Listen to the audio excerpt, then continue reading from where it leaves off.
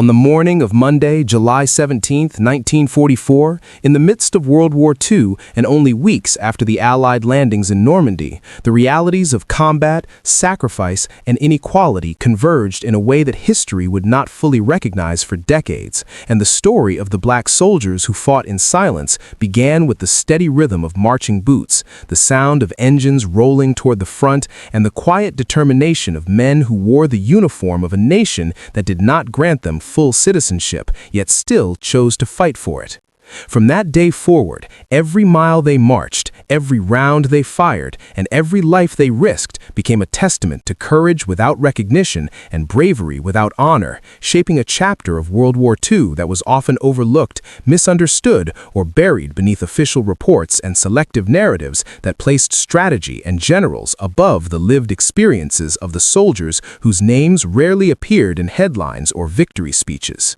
These men marched under segregated banners, assigned to units that were separated not by skill or discipline, but by the laws and social customs of their own country, and they trained on dusty fields across the American South, where discipline was strict, expectations were high, and opportunities for advancement were scarce. In many camps, their barracks were older, their equipment was worn, and their mess halls were divided by color lines that mirrored the inequalities they had known in civilian life, yet their motivation did not fade. Their journey into World War II began long before they shipped overseas, through months of drills, weapons instruction, and mechanical training in transportation, artillery support, aviation services, and infantry formations, where they were expected to perform with precision despite rarely being trusted with leadership positions or front-line command authority. The policies that shaped their assignments came from deep institutional beliefs that questioned their combat effectiveness, and as a result,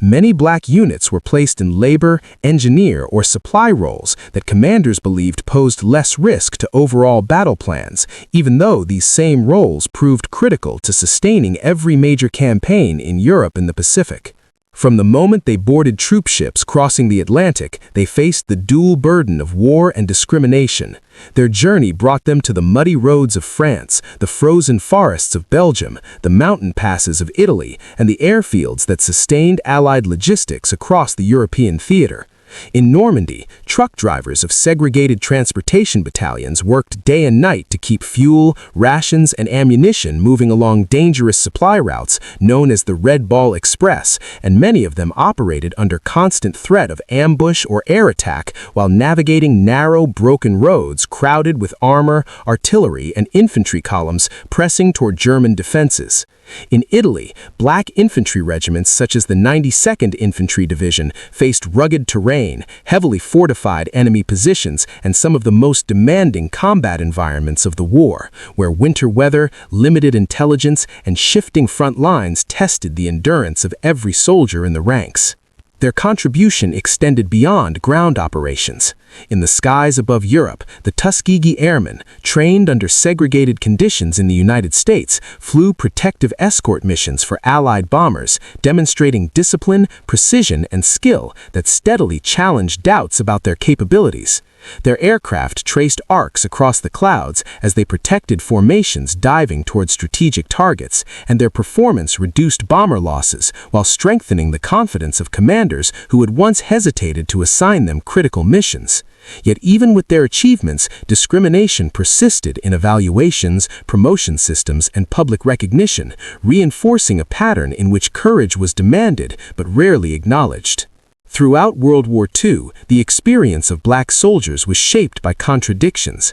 They wore the uniform of democracy while being denied equal access to housing, voting rights, and economic opportunity at home. They followed orders issued by officers who often refused to dine or billet beside them, and they returned to bases where military police enforced racial boundaries that mirrored the segregation laws of civilian towns outside the gates. Letters sent home described not only the hardships of combat, but also the emotional weight of serving a country that did not fully accept them. And yet those same letters expressed pride, determination, and a sense of responsibility towards future generations who might inherit a different world because of their service. In France, during the fall and winter of 1944, As German counterattacks strengthened and the Battle of the Bulge erupted across the Ardennes, the demand for manpower forced the army to reconsider long-standing exclusion policies. Some black soldiers from support units were reassigned to provisional infantry platoons and integrated into white rifle companies for the first time under emergency conditions, where they fought in snow-covered forests, defended defensive perimeters, and participated in counter-offensive operations that slowed German advances. These men volunteered despite the risk, aware that their acceptance into frontline combat did not guarantee equal treatment after the battle, and yet their actions helped stabilize units under severe strain during one of the most critical phases of the war in Europe. The moral weight of their service also extended into the personal choices they faced each day. Many had families who worked as laborers, sharecroppers, or domestic workers, and military service offered wages and benefits that represented both opportunity and responsibility. Some sought to prove themselves through military discipline and performance, hoping that excellence in war might lead to respect in peace, while others viewed their service as a form of commitment to ideals that had not yet been realized. Their courage existed not in dramatic moments alone, but in the discipline of daily tasks, repairing vehicles under fire, moving ammunition across exposed fields, clearing debris from bombed-out roads, and guarding prisoners and facilities through long, cold nights when silence amplified the uncertainty of the front. Within every unit, camaraderie grew through shared hardship. Though segregation shaped the structure of their companies, many soldiers formed strong bonds with one another through shared meals, humor, song, and quiet conversations during moments of rest. They exchanged stories about hometowns, hopes for the future, and visions of what equality might look like after the war. These exchanges strengthened morale and helped sustain resilience through circumstances that tested endurance and identity at the same time. Their chaplains, non-commissioned officers, and community leaders within the ranks became anchors of support, balancing discipline with empathy as they guided younger recruits who experienced both fear and determination for the first time under combat conditions. As the Allied advance pressed deeper into Germany in 1945, their responsibilities intensified. Transportation battalions faced longer routes with greater logistical complexity, moving supplies into newly captured territory where infrastructure was damaged or destroyed. Combat engineers cleared mines, rebuilt bridges, and restored mobility to armored divisions that depended on rapid movement to outmaneuver retreating German forces.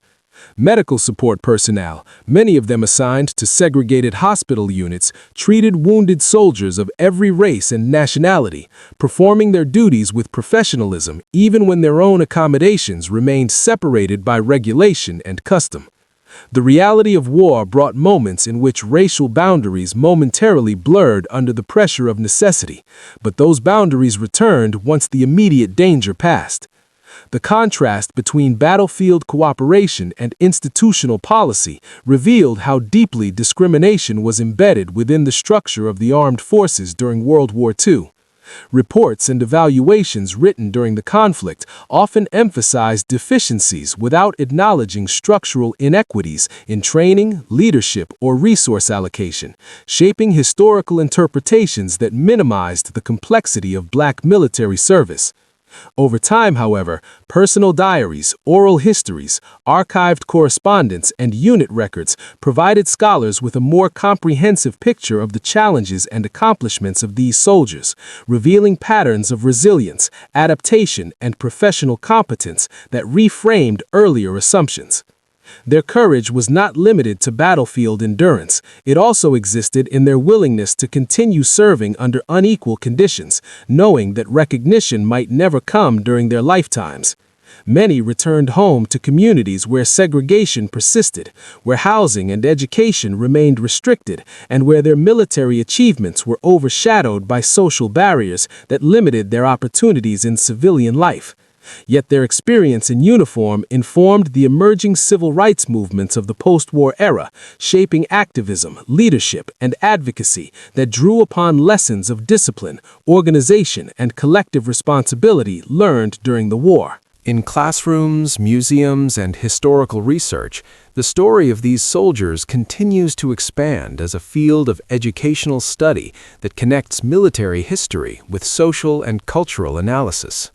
Understanding their role in World War II requires examining not only battles and campaigns, but also the broader structures of race, citizenship, and national identity that influenced how armies were organized and how service was valued. Their narrative offers insight into the ways democratic ideals can coexist with inequality and how individuals can demonstrate extraordinary bravery even when society withholds recognition or dignity. Each account preserved by historians, whether through official archives or personal testimony, adds another layer to the larger story of men who marched into war carrying both weapons and the weight of silence. Their service demonstrates that courage can exist even where honor is denied, and that the legacy of their actions extends beyond medals, citations, or formal praise. Instead, it lives in the quiet strength with which they endured hardship, upheld duty, and contributed to a global effort that shaped the course of history, even when the world did not yet fully see them. Their presence in liberated towns across Europe also revealed another dimension of their experience, as civilians encountered units of black soldiers for the first time and reacted with curiosity, gratitude, or surprise that contrasted sharply with the racial hierarchies the soldiers faced within their own military structure. In France and Italy, many local residents welcomed them with warmth, offering food, music, and conversation in gestures of appreciation that sometimes provided emotional relief from the inequalities they endured inside the army.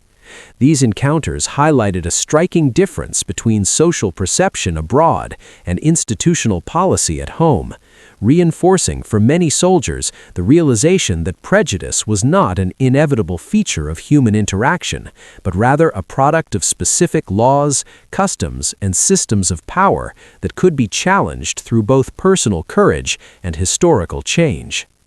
As the final months of World War II unfolded, the tempo of operations intensified and the responsibilities assigned to black units continued to expand in both scope and complexity. Supply convoys pushed farther into contested regions, often traveling along newly secured routes that passed through fields still marked by shell craters, burned-out vehicles, and abandoned defensive positions. The men who operated these convoys understood that their work sustained the momentum of advancing divisions, and they often moved with little rest, guided by dim headlights at night and coordinated signals that kept columns organized under difficult terrain and unpredictable conditions. Their discipline and efficiency demonstrated how logistical strength functioned as an essential component of modern warfare, challenging earlier assumptions that support roles were secondary to combat, and revealing how every mile of fuel and ammunition delivered shaped the outcome of strategic decisions made far above them. At the same time, the internal environment of segregated units continued to shape daily life in ways that required constant adaptation. Younger soldiers learned from seasoned non-commissioned officers who balanced strict regulation with mentorship, teaching not only tactical procedures, but also methods for navigating both the expectations of military command and the emotional strain of unequal treatment. These leaders emphasized professionalism, insisting that excellence in performance could quietly undermine stereotypes and lay the groundwork for future reforms. Their approach reflected a philosophy of perseverance rooted in discipline rather than defiance, yet beneath that discipline lived a growing awareness that sacrifice without recognition carried psychological weight that would surface long after the war concluded. In captured German towns, as U.S. forces established temporary headquarters, motor pools, and supply depots, black soldiers helped stabilize post-combat infrastructure by clearing debris, transporting displaced civilians, and supporting occupation logistics that maintained order during the transition from warfare to administration. Their responsibilities extended beyond frontline operations and into the complex aftermath of conflict, where the tasks of rebuilding roads, relocating materials, and securing facilities demanded patience, technical skill, and organizational precision. These efforts rarely appeared in official victory accounts, yet they played a crucial role in shaping the immediate post-war landscape and facilitating humanitarian assistance across regions devastated by years of fighting. Meanwhile, correspondence between soldiers and their families continued to bridge the distance between battlefront and home, revealing an ongoing tension between pride in service and uncertainty about how that service would be valued once they returned. Many wrote about hopes for educational opportunities through new federal programs, aspirations to pursue skilled trades, or dreams of building stable households after years of instability. At the same time, they expressed concern that the conditions they left behind, segregated neighborhoods, limited employment access, and legal barriers, might remain unchanged despite their contributions to a global struggle framed as a defense of freedom and democracy. These letters became historical documents that preserved not only personal emotion, but also the broader social context in which wartime courage intersected with unequal citizenship. In training centers across Europe, some commanders began quietly re-evaluating earlier judgments about black units after witnessing their consistency under pressure, professionalism in complex operations, and willingness to volunteer for demanding assignments. Informal acknowledgments emerged in field reports, commendations, and operational summaries that recognized performance even when larger institutional structures hesitated to alter policy. These small shifts did not dismantle segregation, but they signaled the beginning of gradual re-examination within the military establishment, reflecting how lived experience in wartime could challenge assumptions formed in peacetime doctrine. The educational value of studying these developments lies in understanding how policy, prejudice, and performance interacted in real historical conditions rather than theoretical debate. World War II placed military institutions under unprecedented logistical and strategic strain, and the participation of black soldiers revealed how capability and opportunity were often limited not by ability, but by the framework through which ability was interpreted. Analyzing their service allows historians to connect frontline operations with broader themes in social and political history, demonstrating how military structures both reflected and influenced national ideologies about race, identity, and belonging during the mid-20th century.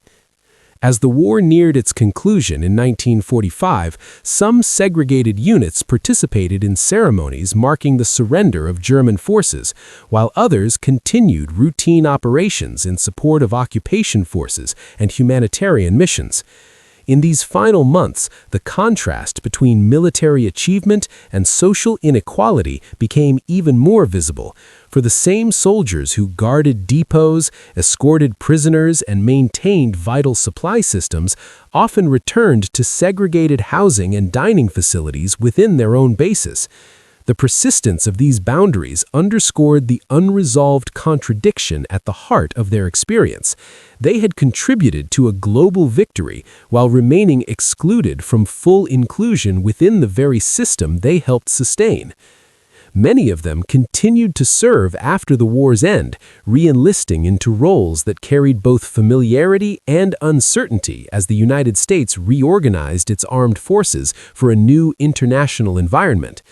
Others returned to civilian life and brought with them a sharpened sense of purpose informed by discipline, leadership experience, and exposure to broader world perspectives. Their presence in post-war communities influenced discussions about labor rights, civic participation, and social reform, linking their wartime service to the slow but determined push towards civil rights efforts that would reshape American society in the decades that followed. Yet even as history moved forward, many of their achievements remained undocumented in mainstream narratives for years, overshadowed by stories centered on generals, large-scale strategies, and battles described through narrow perspectives that overlooked the contributions of segregated units. It was only through sustained academic research, archival recovery, and oral history projects that a fuller picture began to emerge, one that recognized the complexity of their service and the dignity with which they navigated the burdens placed upon them. Each rediscovered record, interview, and photograph expanded the historical frame, revealing how deeply their labor, endurance, and courage were woven into the fabric of World War II. Their story continues to unfold as scholars, educators, and descendants examine previously overlooked sources and interpret them through new frameworks that emphasize both military effectiveness and lived human experience. This ongoing exploration reflects the expandable nature of their narrative, for every recovered detail adds depth to the understanding of how honor can be withheld, yet courage remains undeniable, and how entire chapters of history may exist in silence until careful study brings them to light. As researchers continued to uncover service records, unit diaries, and personal accounts from archives across the United States and Europe, a clearer image emerged of the complex network of responsibilities carried by Black soldiers during World War II, revealing how their contributions extended far beyond the limited recognition they initially received. Many of the recovered documents described not only battlefield participation, but also the essential support structures they maintained across multiple operational theaters, from engineering detachments constructing bridges and clearing obstacles, to ordnance units repairing damaged vehicles, under conditions where time, weather, and enemy proximity all posed constant risk. These findings helped reshape historical understanding by demonstrating that the success of large-scale campaigns depended on interconnected systems in which their work formed a critical foundation rather than a peripheral element. In academic settings, historians and educators began integrating these overlooked narratives into broader discussions about the war, emphasizing how the study of segregated units revealed tensions between democratic ideals and institutional practice within the American military. Students examining operational records learned to interpret not only tactical outcomes and strategic objectives, but also the social structures that influenced who received opportunities, recognition, and authority. This approach encouraged a deeper understanding of World War II as both a military conflict and a complex social moment in which national values were contested, negotiated, and tested through lived experience on battlefields, in barracks, and across home front communities. Meanwhile, surviving veterans who had served in these units continued to share their memories through interviews, community gatherings, and public commemorations, offering perspectives that bridged the distance between wartime duty and post-war life. Their recollections often blended disciplined professionalism with emotional restraint, describing long convoys through destructive landscapes, tense moments under incoming fire, and the quiet solidarity formed among men who relied on each other while carrying burdens that extended beyond combat danger alone. Many spoke of the pride they felt in fulfilling their responsibilities despite unequal treatment, while also acknowledging the lingering impact of returning home to systems that did not yet recognize their service with the honor they believed they had earned.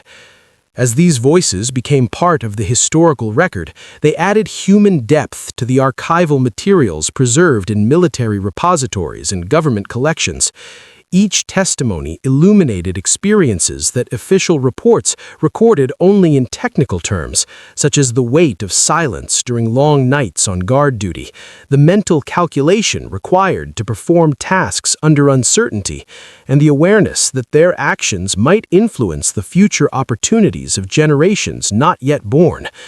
Through these accounts, historians gained insight into how courage could operate quietly, expressed not through dramatic recognition, but through consistent duty carried out in environments where acknowledgement remained distant or conditional.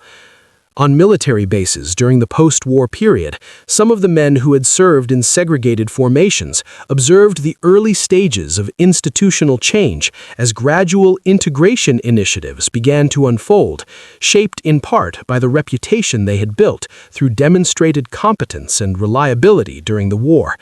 Younger recruits entered a developing structure influenced by lessons drawn from the performance of black units, even though the path toward full equality would remain uneven and contested for many years. The presence of veterans who had lived through both segregation and transition served as a bridge between two eras, embodying the continuity of service across shifting policies and expectations. In museums and memorial spaces, curators slowly began incorporating artifacts related to these units into exhibitions, displaying uniforms, photographs, maintenance tools, convoy maps, and personal belongings that once accompanied soldiers across battle zones and occupied territories.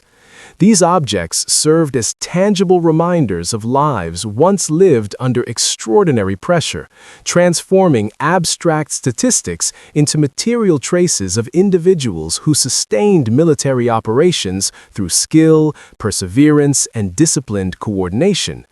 Visitors encountering these displays were offered a deeper connection to the realities of World War II, recognizing that the war's outcomes were shaped not only by high-level decisions and famous battles, but also by the cumulative efforts of thousands whose names rarely appeared in public memory.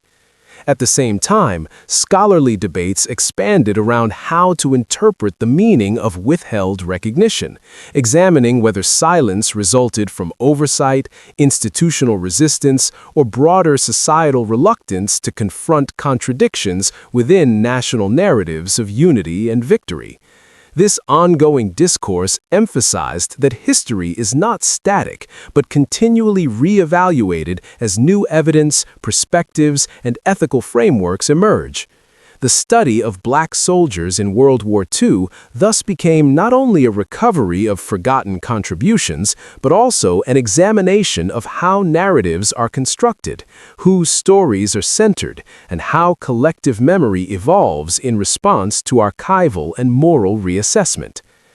In communities across the United States, local historians and family members organized efforts to document neighborhood veterans whose experiences had never reached national attention, collecting photographs stored in attics, discharge papers preserved in family trunks, and handwritten letters that described daily realities of wartime service with remarkable clarity.